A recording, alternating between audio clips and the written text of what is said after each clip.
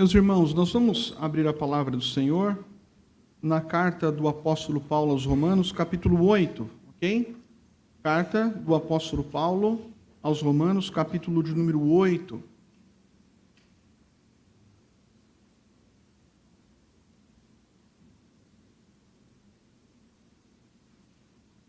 A última parte do texto, a partir do verso 31 ao 39, o apóstolo Paulo, ele diz assim: "Que diremos, pois, à vista destas coisas? Se Deus é por nós, quem será contra nós? Aquele que não poupou o seu próprio filho, antes por todos nós o entregou, porventura não nos dará graciosamente com ele todas as coisas? Quem intentará acusação contra os eleitos de Deus? É Deus quem os justifica. Quem os condenará? É Cristo Jesus quem morreu, ou antes quem ressuscitou, o qual está à direita de Deus e também intercede por nós. Quem nos separará do amor de Cristo? Será tribulação, ou angústia, ou perseguição, ou fome, ou nudez, ou perigo, ou espada? Como está escrito, por amor de ti somos entregues à morte o dia todo, fomos considerados como ovelhas para o matadouro. Em todas estas coisas, porém, somos mais que vencedores por meio daquele que nos amou. Porque eu estou bem certo de que nem a morte, nem a vida, nem os anjos, nem os principados, nem as coisas do presente, nem do porvir, nem os poderes, nem a altura, nem a profundidade, nem qualquer outra criatura poderá separar-nos do amor de Deus que está em Cristo Jesus, nosso Senhor." Vamos orar? Pai, nos abençoe mais uma vez com Tua palavra. É o que lhe pedimos nesta noite. Em nome do Senhor Jesus. Amém. Meus irmãos, antes de iniciar o culto, estava conversando com os meus pares ali, os presbíteros, na sala pastoral, e conversávamos sobre um assunto muito interessante. O assunto era acidentes aéreos. Não é o melhor assunto para se conversar antes do culto, né? Mas, enfim, acabamos entrando ali e conversando um pouquinho, alguns minutos, e eles contaram ali algumas experiências, né, de turbulência, algumas arremetidas, e falávamos um pouco sobre isso.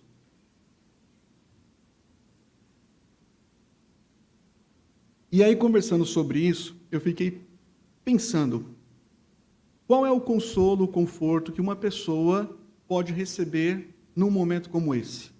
Um avião caindo. Qual é o consolo? Bom, o consolo é você ter a certeza da salvação.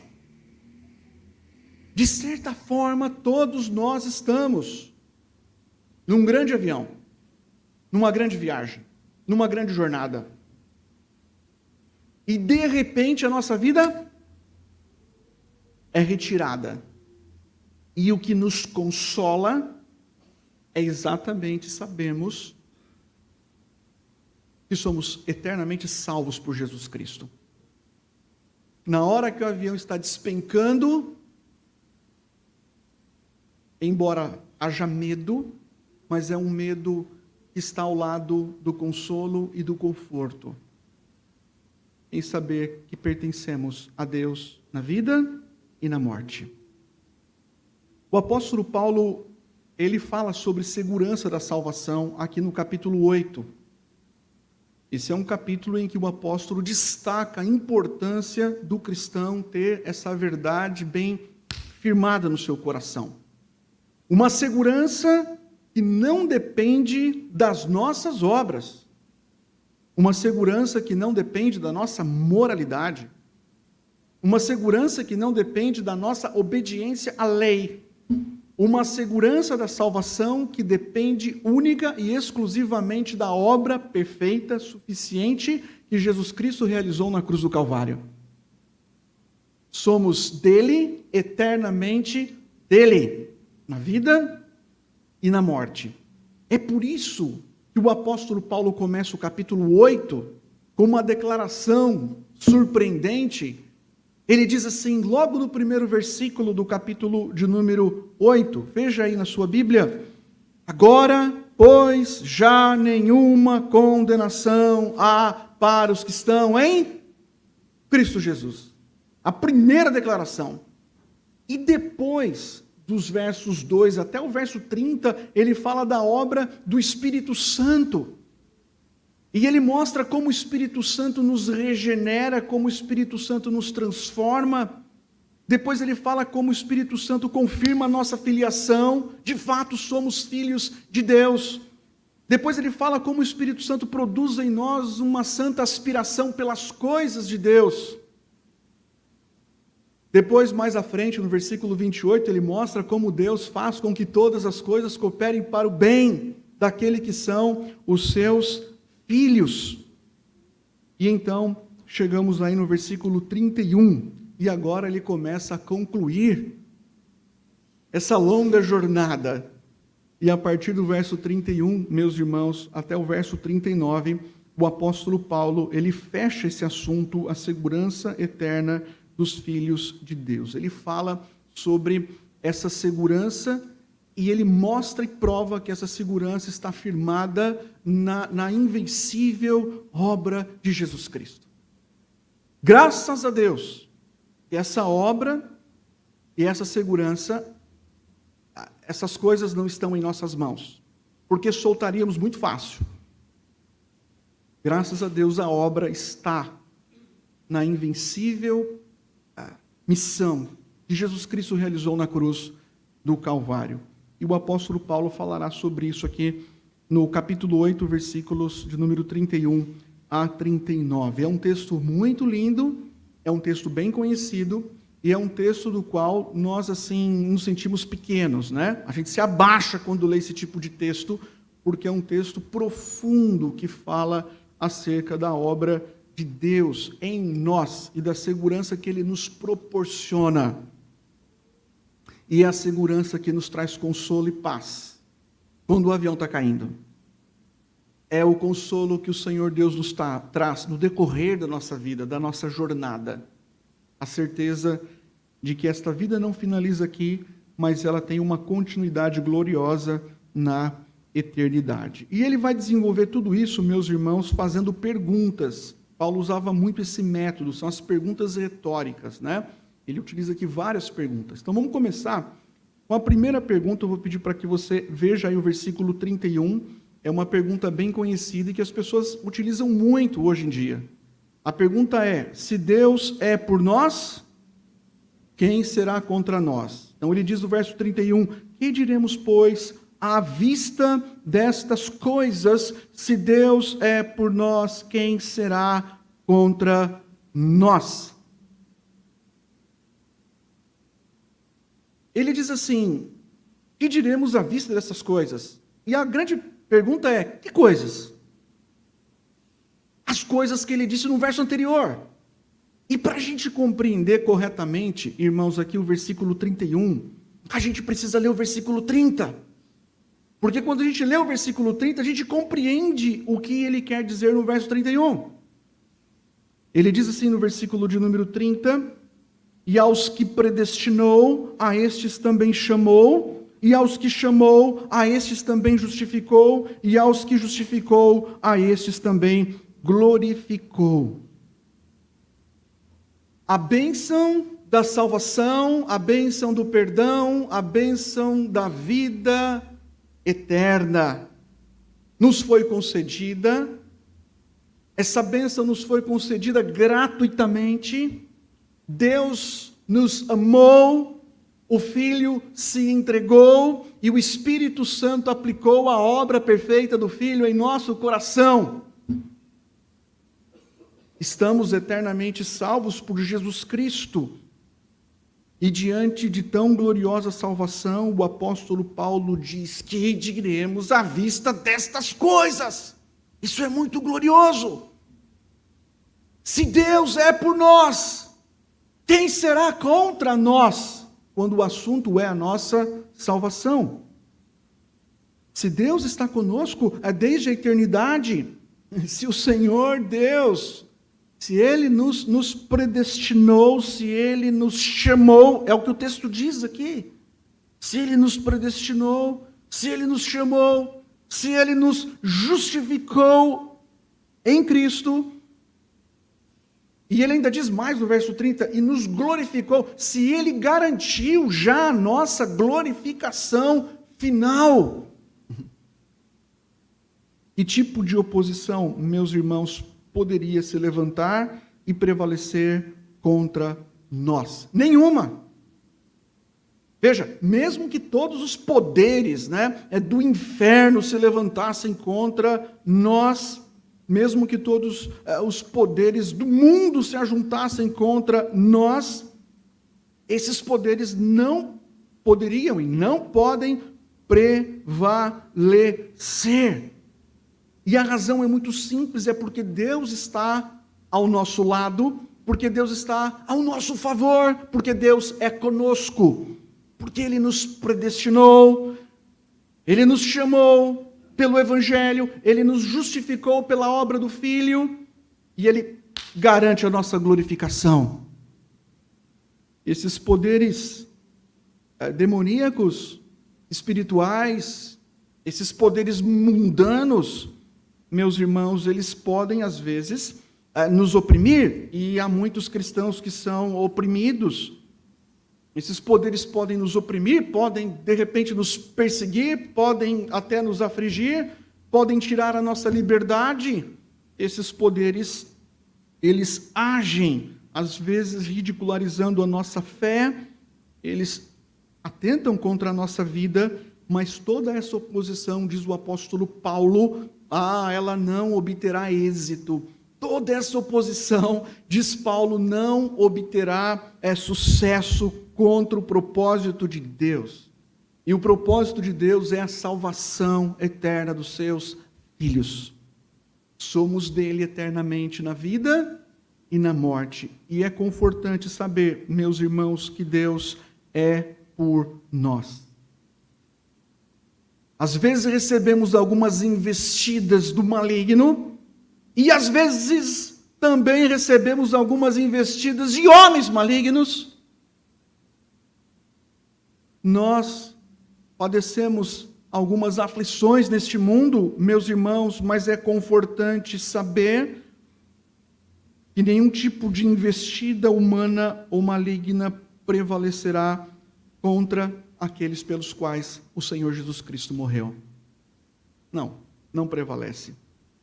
Por mais difícil que às vezes seja a nossa vida, e a nossa vida às vezes é difícil, Às vezes ela é complicada, espinhosa, às vezes é dolorosa, mas olha, por mais que a sua vida seja difícil, complicada, dolorosa, nunca se esqueça que Deus está contigo, Deus ele está ao seu favor.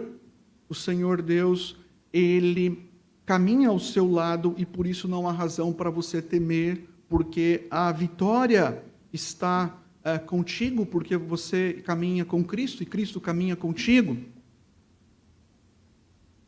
Então, o apóstolo Paulo lança essa primeira questão, Se Deus é por nós, quem será contra nós? Nós estamos com a maioria. Mesmo contra o mundo inteiro, estamos com a maioria. Então vem a segunda questão, versículo 32. E aqui está um segundo fundamento, meus irmãos, que confirma a segurança da nossa salvação. O primeiro fundamento é esse: Deus é por nós, estamos seguros. Segundo, versículo 32. Aquele que não poupou o seu próprio filho, antes por todos nós o entregou, porventura não nos dará graciosamente com ele todas as coisas? Infelizmente, muitas pessoas desconfiam da providência de Deus e às vezes até questionam, Será que realmente eu serei mantido pelo Senhor? Será que eu serei cuidado pelo Senhor? Como será a minha vida agora diante dessa enfermidade que eu descobri?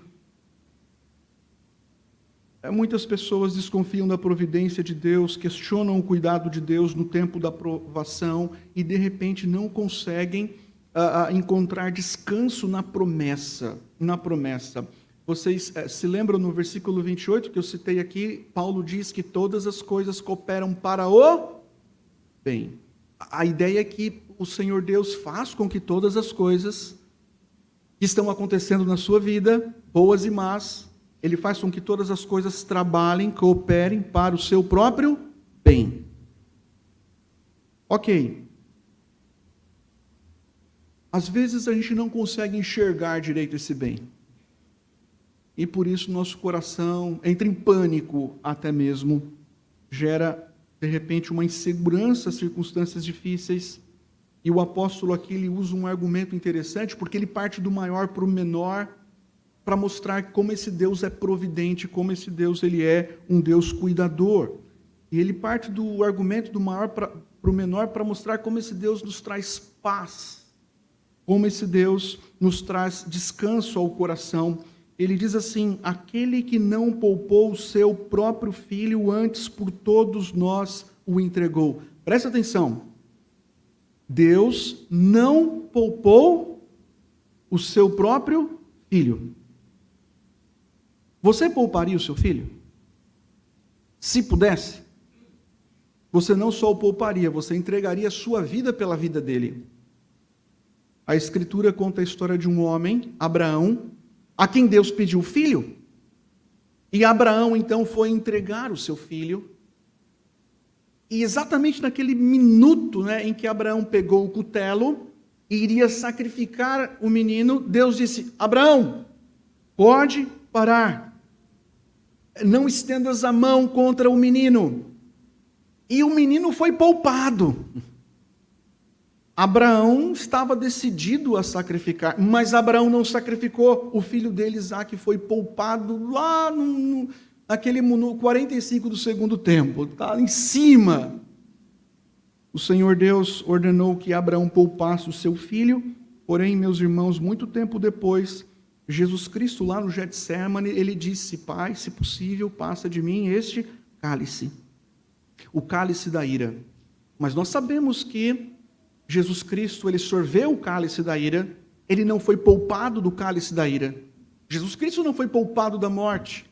Jesus Cristo foi entregue para morrer em lugar do pecador, em nosso lugar. E é nesse ponto que o apóstolo Paulo levanta o seu questionamento. Ele fala assim: olha, se Deus, ele não poupou o seu próprio filho, se ele não poupou a joia de maior valor, será que ele não nos dará as pedras menos valorosas? Ele não poupou o seu próprio filho, antes por todos nós ele o entregou. Tamanho foi o seu amor por nós. Ele entregou o seu único filho para morrer na cruz. E por isso Paulo diz assim: ele não nos dará com Cristo, por meio de Cristo, as demais coisas.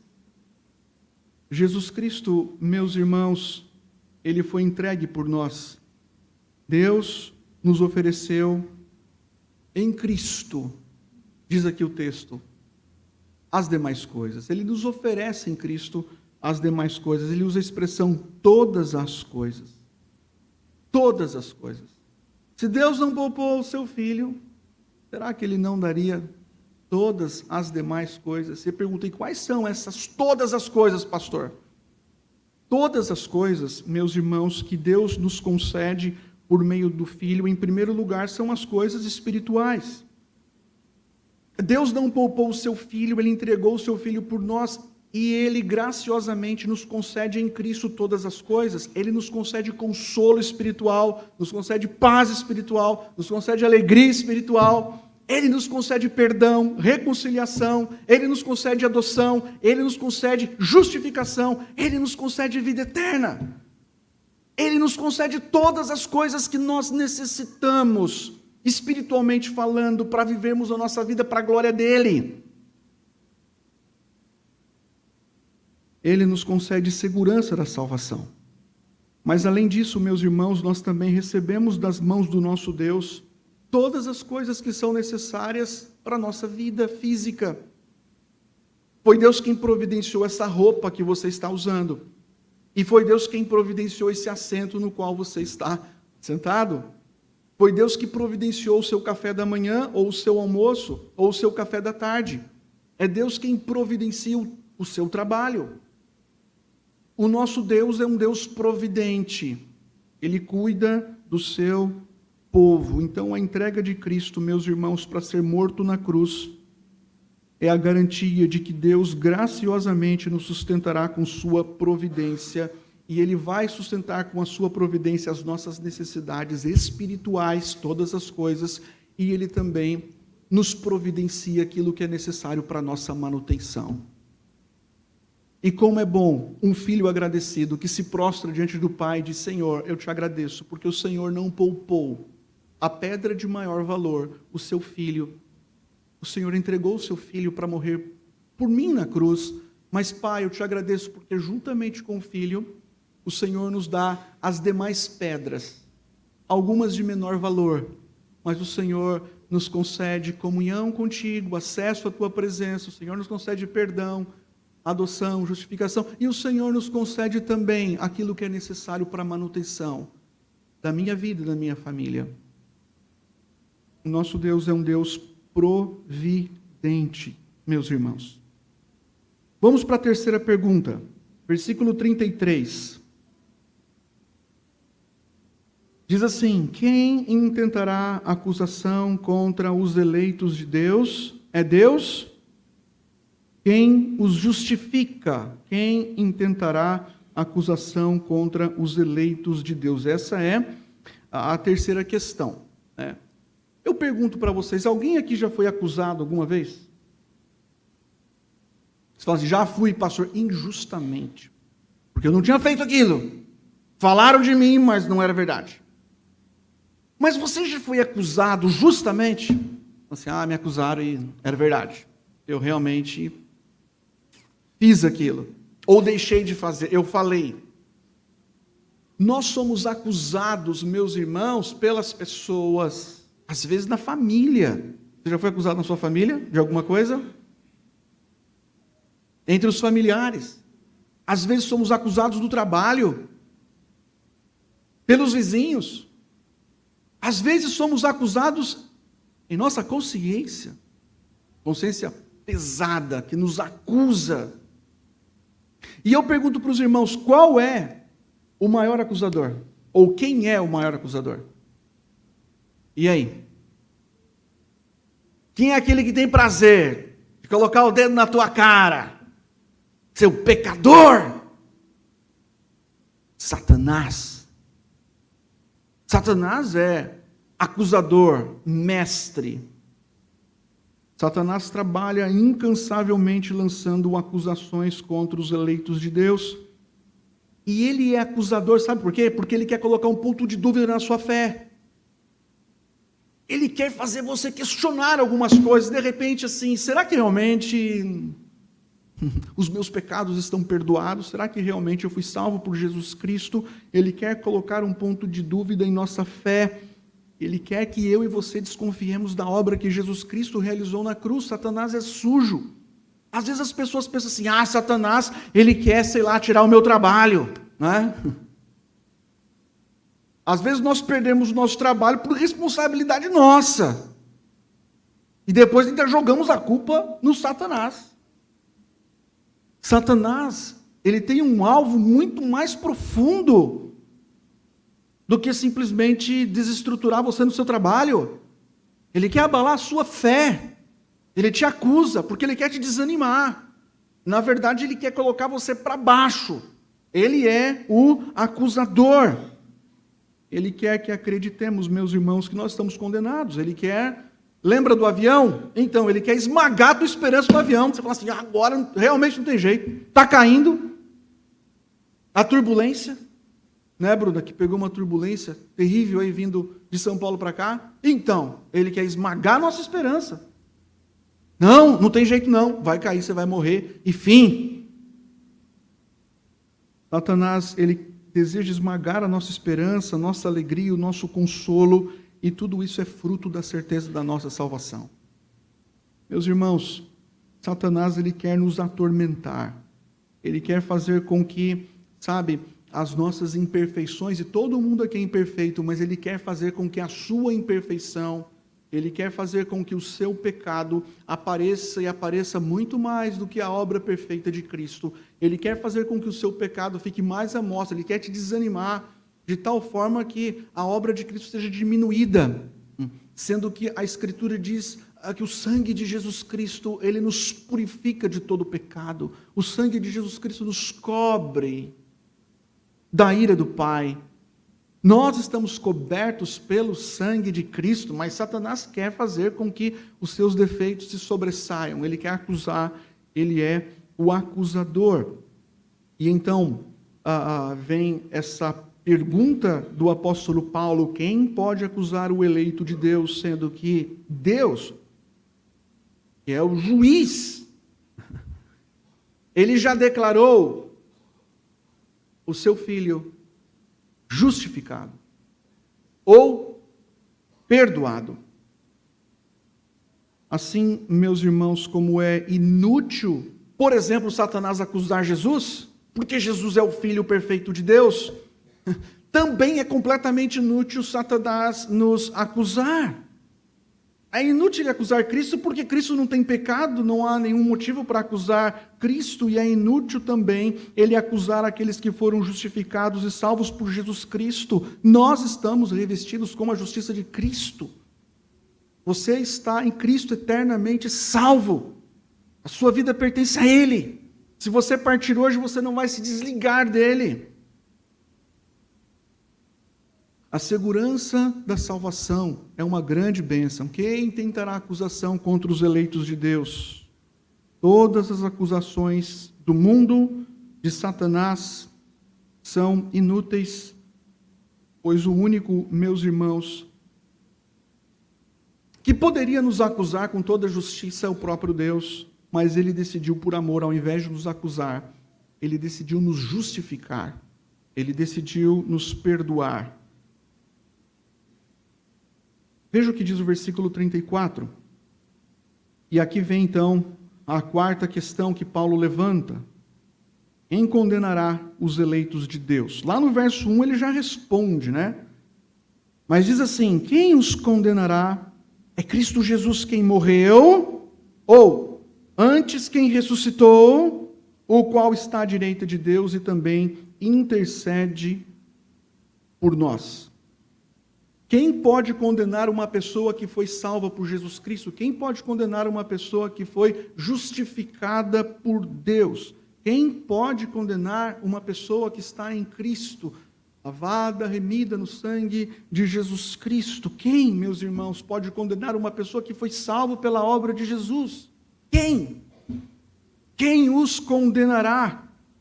Como eu disse, o único que podia condenar é o juiz supremo.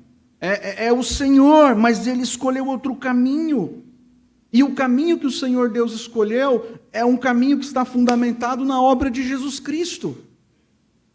Ele escolheu nos salvar e enviar o seu Filho, o nosso Redentor Jesus. E ele apresenta 4 razões aqui, né, pelas quais ninguém tem o direito de nos condenar e ninguém pode nos condenar. Primeiro, ele diz assim: quem os condenará? Primeiro, é Cristo Jesus quem morreu.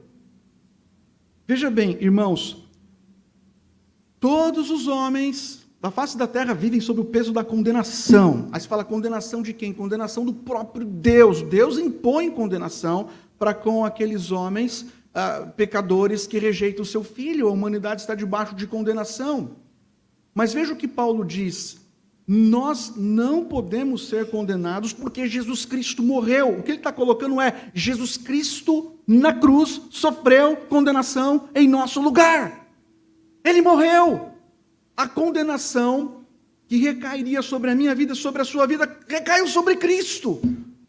Ele morreu por nós. Nós estamos eternamente salvos. O Filho perfeito, sem pecado, sofreu condenação em nosso lugar. Os nossos pecados geravam o quê? Condenação. Mas alguém morreu. Alguém pagou a condenação. Segundo lugar, ele diz aí: Jesus morreu E ele coloca assim, ou antes quem ressuscitou, porque ele morreu, mas não permaneceu na morte. Ele ressurgiu vitoriosamente no terceiro dia, ele está vivo à destra do Pai. Nós, meus irmãos, não estamos sob condenação, porque Jesus Cristo ressuscitou. A vitória sobre a morte é a nossa vitória. A ressurreição de Cristo, ela aponta para a nossa vitória. Nós somos vencedores em Cristo, não seremos condenados. A sua vitória sobre a morte é a nossa vitória. A ressurreição de Cristo, ela aponta para a minha ressurreição, para a sua ressurreição, lá no dia final. Então, é como se Paulo dissesse assim, olha, nós estamos ligados a Cristo, estamos identificados com Cristo, na sua vida, na sua morte, na sua ressurreição. A obra já está feita. A obra está completa. Ele é o nosso representante. Quando ele vence, nós vencemos. Quando Jesus Cristo vence o tentador, lembra Mateus capítulo 4? Quando ele vence o tentador com a palavra, nós vencemos. Ele não é só exemplo quando vence o tentador, ele vence o tentador no nosso lugar. E quando ele vai à cruz e vence a morte, ele vence a morte como nosso representante em nosso lugar. Nós somos mais do que vencedores, é o que ele vai dizer logo à frente. Terceiro lugar, ele fala da posição de Cristo. Ele fala que Cristo está sentado à mão direita do Pai. A posição de autoridade, quem poderá nos acusar? Nós temos um Cristo que morreu, que ressurgiu, que vivo está à destra do trono de Deus. Ele é o Rei dos Reis, ele é o Senhor dos Senhores. Eu acho tão lindo aquela passagem, tão linda aquela passagem de Estevão. Lembram? Estevão, aquele diácono da igreja primitiva, ele foi acusado falsamente e ele foi apedrejado até a morte. E enquanto ele era ali apedrejado de joelhos, ali apedrejado, ele olhou para o céu e ele viu os céus abertos. E havia alguém nessa visão que estava em pé. Quem era? Cristo estava lá em pé. E ele estava contemplando a morte injusta de seu filho, Estevão, que era apedrejado por causa do seu nome, por seguir a Cristo. Estevão foi condenado de forma injusta pelos homens, mas ele estava justificado, perdoado e salvo aos olhos de Cristo. E a última coisa que Paulo coloca, meus irmãos, é que ele intercede por nós. Ele é o nosso advogado de defesa, né? É bom, né? Ter um advogado bom de defesa. Então, Cristo é o advogado perfeito de defesa. Ele é o nosso, diz o texto bíblico, intercessor junto ao Pai. Porque eu e você somos fracos, falhos. Às vezes você fala assim, Senhor, eu não estou aguentando, eu estou fraco. Essa tentação está muito difícil, Senhor, de superar. Está difícil, está uma luta. Não estou conseguindo controlar a minha língua. Tem que controlar, meus irmãos, a língua. Mas você está ali numa luta tal, e aí você clama pela graça, e o Senhor Jesus, Ele intercede por ti junto ao Pai. Pai, socorra esse filho. Fortaleça esse filho. Aí você está lá numa provação terrível, você fala assim, eu estou passando por uma de provação, é uma enfermidade, um problema financeiro, sua vida está uma bagunça, você fala assim, Senhor, tem misericórdia, eu não sei o que será da minha vida daqui para frente. E você conta com o intercessor, Cristo. Ele está intercedendo junto ao Pai por ti. Isso é consolador. Quem poderá condenar, veja bem, quem poderá condenar uma pessoa que recebe a intercessão de Cristo? Quem poderá condenar? Jesus Cristo, Ele é o nosso intercessor e é consolador saber que temos alguém nos céus intercedendo por nós em nossas fraquezas e pecados. E diante, meus irmãos, dessa obra, quem poderá nos condenar? O apóstolo Paulo, então, vai entrar no versículo 35 e chegamos à última pergunta, né? E essa última pergunta, meus irmãos, ela resume as 4 anteriores. Não haverá acusação, não haverá condenação. Por quê? Não haverá condenação, acusação. Por quê? por causa do amor de Cristo. Veja lá o verso 35 em diante. Eu leio até o verso 37. Paulo aqui lança uma série de questões. Ele fala assim: quem nos separará do amor de Cristo? Será tribulação, ou angústia, ou perseguição, ou fome, ou nudez, ou perigo, ou espada? Como está escrito: por amor de ti somos entregues à morte o dia todo, fomos considerados como ovelhas para o matadouro. Em todas estas coisas, porém, somos mais do que vencedores por meio daquele que nos amou. Será, meus irmãos, que alguém ou alguma coisa é capaz de separar os filhos eleitos, salvos, justificados de Deus? Será que alguma coisa é capaz de separar, né, de romper? Nós estamos aliançados. Eu tenho uma aliança aqui, ó, porque eu estou aliançado com a minha esposa, certo? E essa aliança, ela dura até quando? Até a morte. Não é isso? A promessa? Até que a morte os separe. Vocês entenderam, homens aí e mulheres? É até a morte. Graças a Deus por isso. Quando morrem, aí a aliança, não tem mais aliança, porque morreu. Não dá para manter aliança com uma pessoa morta, certo? A aliança que nós temos com o Pai é uma aliança eterna. Não acaba. É para sempre, sempre.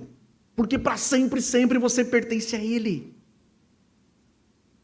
Para sempre, sempre você é dele. E por isso o apóstolo Paulo, ele diz aqui, meus irmãos, será que alguma coisa pode nos separar desse amor de Deus, dessa aliança? E aí ele dá uma lista, né? Primeiro ele coloca assim: será tribulação? Tribulação são as aflições externas do corpo, sabe? Chibatadas que o apóstolo Paulo levou, os açoites, são as aflições do corpo. Em segundo lugar, ele fala das angústias, são as aflições internas. Sabe quando a sua alma está assim, amargurada, ressentida, profundamente triste? Então, são as angústias, são as amarguras e agonias da alma. Depois, a terceira palavra que ele usa é a palavra perseguição. Aqui, perseguição por causa da fé. Muitos são perseguidos por causa de sua fé. São presos por causa de sua fé. Torturados. Depois, a quarta palavra é a palavra fome. É a fome intensa. Aqui a ideia é a dor no estômago, né? É a fome intensa por você ser um seguidor de Jesus e ser torturado, sendo isolado e ficando sem alimento. A quinta palavra é a palavra nudez. Nudez aqui indica uma pobreza, mas uma pobreza tão grande que você olha lá para o teu guarda-roupa, não tem nada para vestir, absolutamente nada. É a pobreza, uma pobreza tão grande que impede você de ter o que vestir. A sexta palavra que ele utiliza aqui é a palavra perigo. É quando você é ameaçado por vários perigos de morte. E a última palavra é a palavra espada. E o que significa a palavra espada na Bíblia? É a vida plena, pastor. Não, não é. O que é espada?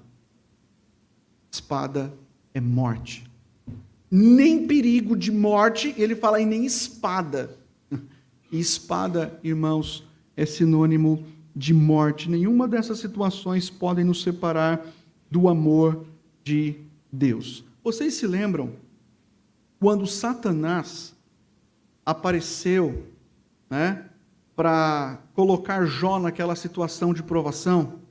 Ele andava lá, né, passeando pela terra, e de repente ele questionou: olha, esse servo Jó aí, na verdade, ele te serve porque ele tem recebido coisa boa.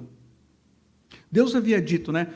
Observaste meu servo Jó, observaste meu servo Jó, e Satanás falou assim: mexe na vida dele.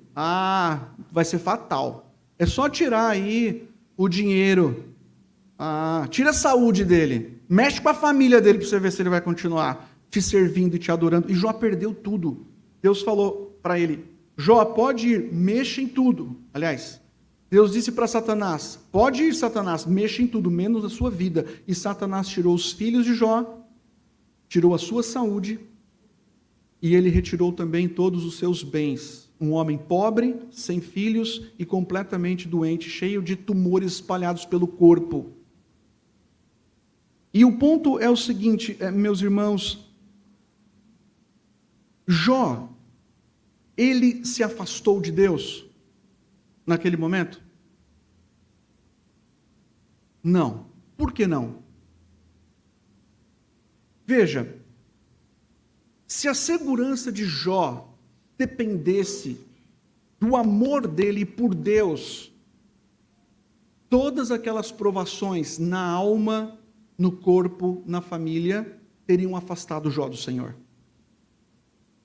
Não foi o amor de Jó por Deus que o manteve no caminho e guardado, foi o amor de Deus por Jó. O que Satanás percebeu no final da história, e Deus mostrou para Satanás, você percebeu o quanto meu servo Jó, ele é amado?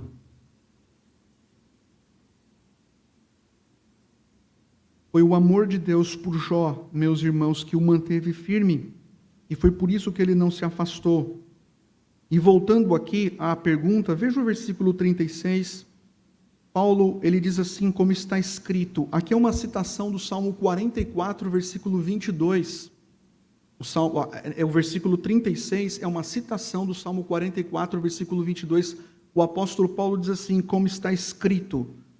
O Salmo 44 fala do povo de Israel, e ele aplica aqui à igreja, por amor de ti somos entregues à morte o dia todo, fomos considerados como ovelhas para o matadouro. É como se Paulo dissesse assim, olha, nós estamos designados para isso.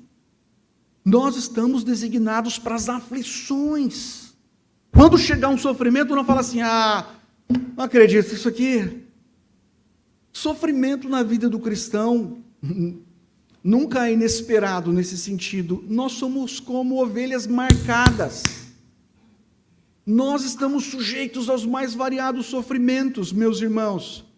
Diz o texto, somos como ovelhas para o matadouro. Nós seguimos os passos de Cristo. Cristo é o nosso pastor, mas ele, como ovelha muda, não foi levado à cruz. Nós também. Nós somos como ovelhas, meus irmãos, caminhamos em direção à cruz e enfrentamos muitos sofrimentos, mas no versículo 37, Paulo diz, em todas estas coisas somos mais do que vencedores por meio daquele que nos amou. E aí, a gente ouve às vezes os pregadores aí da teologia da prosperidade e é uma falácia, uma coisa assim, um absurdo.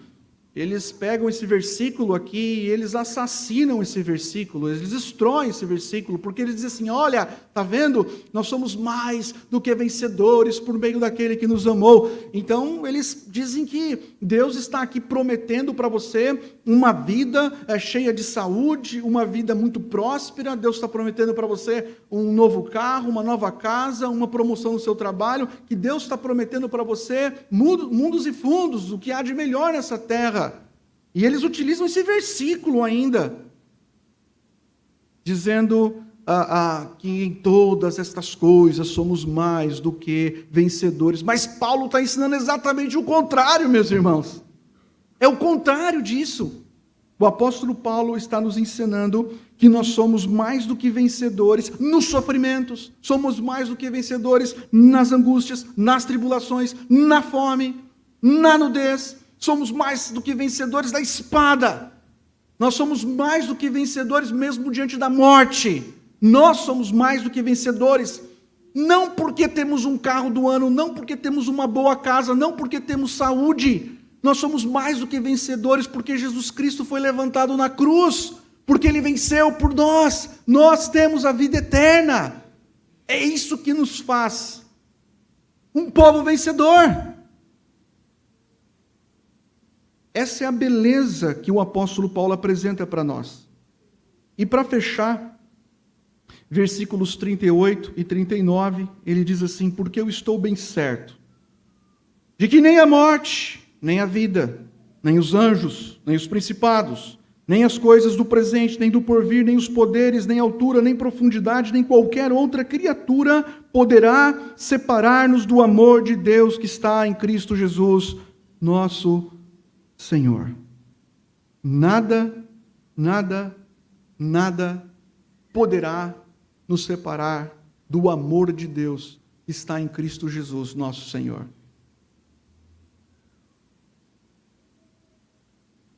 Então, se o avião cair, voltando ao início, tudo bem. Está tudo bem. Se o avião despencar, está tudo bem. Porque nada poderá nos separar do amor de Deus, de uma extremidade à outra. A vida abençoada que Deus nos dá, as coisas agradáveis, e mesmo a morte, quando chega e machuca, nem os poderes, nem anjos, nem qualquer criatura que exista, ela pode produzir essa separação entre nós e o nosso Deus. Você pertence a Ele na vida, na morte, para sempre e sempre. Salvação do crente é eterna, meus irmãos. E nessa passagem nós vemos a garantia da vida eterna. Não há possibilidade de sermos separados do Senhor. Mas eu concluo aqui dizendo o seguinte: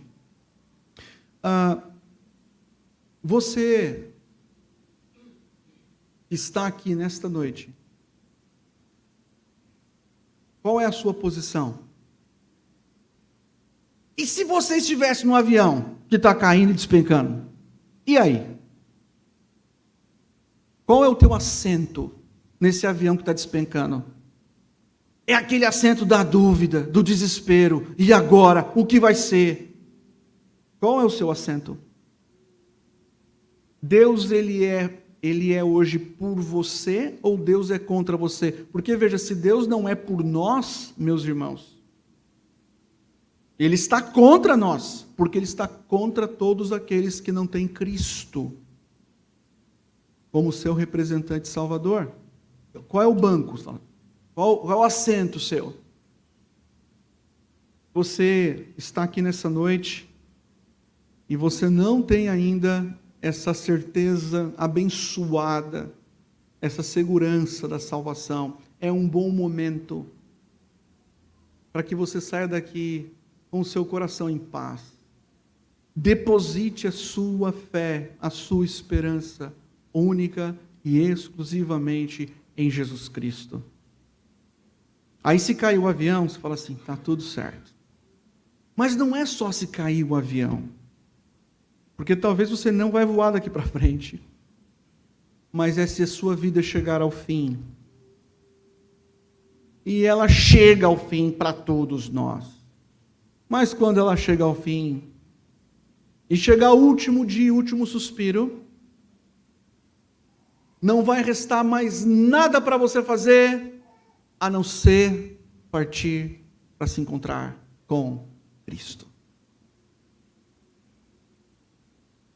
Essa, meus irmãos, é a graça que o Senhor Jesus Cristo nos concede por meio da sua obra perfeita na cruz. Talvez você fale assim, pastor, estou com um monte de problema, tenho que resolver um monte de coisa na minha vida, né? Preciso arrumar um trabalho, preciso pagar umas dívidas, estou com uns problemas de saúde, preciso encontrar uma namorada, né? Tem que casar, ou um namorado tem que casar, o coração fica assim, né, com as necessidades. Talvez a nossa maior necessidade, meus irmãos, para onde apontam essas necessidades? É a necessidade de Cristo. Se Ele nos deu a pedra mais valorosa, Ele graciosamente nos dará as pedras de menor valor. Feche os seus olhos. Pai, como é bom saber que a nossa vida pertence a Ti. A nossa família que está em Cristo pertence a Ti. E que nós temos em Ti tudo aquilo, Pai, que necessitamos para a vida e para a morte. Agradecemos, Pai, porque a nossa aliança contigo é uma aliança eterna. E é uma aliança que não depende da nossa força segurando, Pai, as tuas mãos. É uma aliança que está firmada na obra perfeita de Cristo, aquele que nos segura, que nos sustenta, que nos mantém. Abençoe, Pai, a nossa vida. Abençoe, Pai, a nossa igreja. E nos prepare agora para esse momento que partiremos o pão e tomaremos do cálice.